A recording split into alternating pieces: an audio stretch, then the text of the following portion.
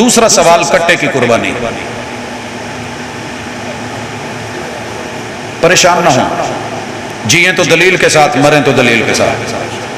ترکتکم علی المحجۃ البیضاء لیلھا کنہارھا، میں نے تمہیں دین کے ایسے انداز پہ چھوڑا ہے، ایسی تربیت کر دی ہے، ایسی دلیل دے دی ہے کہ یہ دلیل جیسے دن کے 12 بجے روشن ہوتی ہے، رات کے 12 بجے بھی اتنی روشن. کیا خیال ہے بھائی؟ اصل میں پرابلم پتہ کیا ہے کہ جس نے کٹے کی قربانی کا کہا ہے اب وہ نہ کی نہیں سوچ سکتا کیونکہ وہ کہہ بیٹھا ہے کہ ہوتی ہے، اور جس نے نہ کر دی ہے وہ ہاں نہیں کر سکتا کہ جب میں ہاں کر دیتی تو لوگ کہیں گے پچھلے تیریاں تقریراں کدھر گئی. پرابلم صرف اتنی.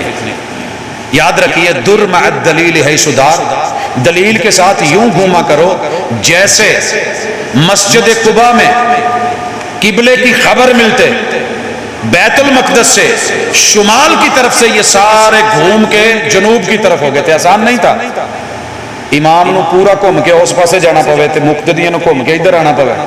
آسان تو نہیں ہے مگر دلیل تھی، گھومے. اپنے کو اللہ نے یہ خوبی دی ہے اور اللہ اسے قبول کرے اور یہ توفیق دے. ہم نے زندگی میں جو بھی موقف بنایا کوشش کی دلیل سے پڑھ لکھ کے سمجھ کے، لیکن اگر ہمیں کبھی کسی جگہ محسوس ہوا کہ یہ بات غلط ہے، درست نہیں ہے، راجع یہ ہے اور اقرب الی الصواب یہ ہے، تو ہم نے اسے اختیار کیا ہے. اور ہم یہ بھی کہتے ہیں کہ زندگی میں کوئی بول نکل جائے جو حق نہیں ہے، روایت ضعیف ہو یا کمزور ہو یا کبھی لا علمی اور لا شعوری میں بھی موضوع اور من گھڑت بات منہ سے نکل جائے اور آقا کے ذمہ لگ جائے، ہم زندگی میں ہیں تو رجوع کریں گے، مر جائیں تو قبر میں بھی ہمارا رجوع سمجھیے گا، ہم اس پہ باطل پہ ڈٹنے والے نہیں. یہی تو میزہ ہے اہل الحدیث کا کہ یہ تقلید اور جمود کے اوپر ڈٹے ہوئے نہیں ہوتے.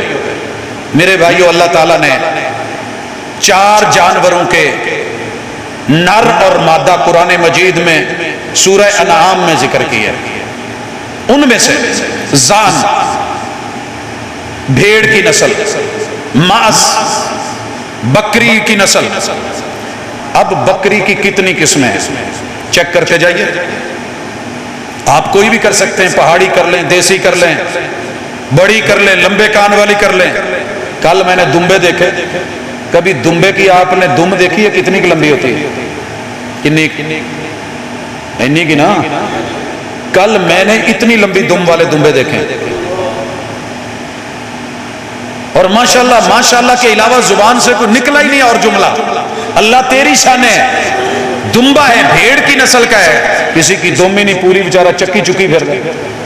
تو جب اس کی ساری ورائٹی زان میں لا کے قربانی کرنے کی اجازت دی گئی ہے، ماس میں لا کے بکری کی ساری ورائٹی آ گئی ہے، اور اونٹ میں لا کے، اونٹ کی کتنی قسمیں آپ سوچ بھی نہیں سکتے. بلوچستان چلیے، جنوبی پنجاب میں آئیے، عرب کے ریگستانوں میں جائیے، اتنی ورائٹی پڑی ہے اونٹوں کی کہ انسان کی عقل دنگ رہ جاتی ہے.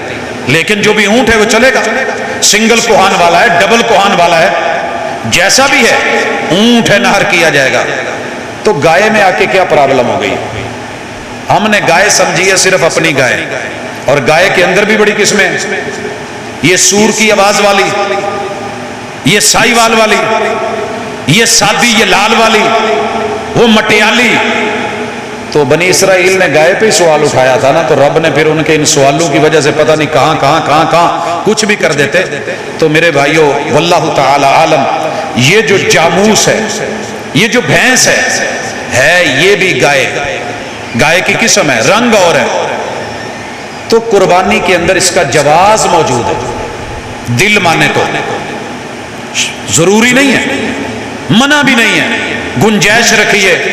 ہاں یہ ہم ضرور کہتے ہیں کہ جب ہمارے پاس اللہ کا شکر ہے، ہماری جینون جسے بکرا کہتے ہیں وہ گائے موجود ہے، وہ ماز موجود ہے، وہ زان موجود ہے، اور وہ اونٹ موجود ہے.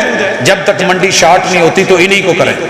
لیکن اگر کوئی ساتھی ایسا کرنا چاہ رہا ہے، کر رہا ہے، تو اسے یہ مت کہیں کہ یہ حرام ہے، یہ جائز نہیں، یہ ایسے نہیں ہے.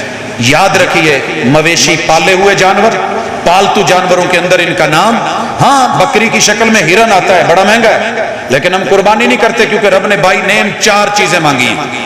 اگر آپ کی فکر، آپ کے اسلاف، آپ کے بزرگ محدثین اور فقہا یہ کہتے ہیں کہ اور اہل لغت بھی کہ یہ گائے ہی کی قسم ہے تو پھر اس کی قربانی بھی جائز۔ اور اگر آپ اسے مانتے ہیں کہ نہیں ایسے نہیں ہے، آپ کا اجتہاد، آپ کا فیصلہ، آپ کا فتویٰ یہ کہتا ہے تو پھر کوئی بات نہیں، گائے کے اوپر رہی ہے، لیکن جو کر رہا ہے اس کے لیے تھوڑی نرمی رکھیے۔ واللہ تعالی عالم۔ یہ حالے بھی سمجھ نہ آیا ہوگا تو میں پھر آزاد جی چلے گا۔ سبحانک اللہم و بحمدک اشہد ان لا الہ الا انت استغفرک و اتوب الیک۔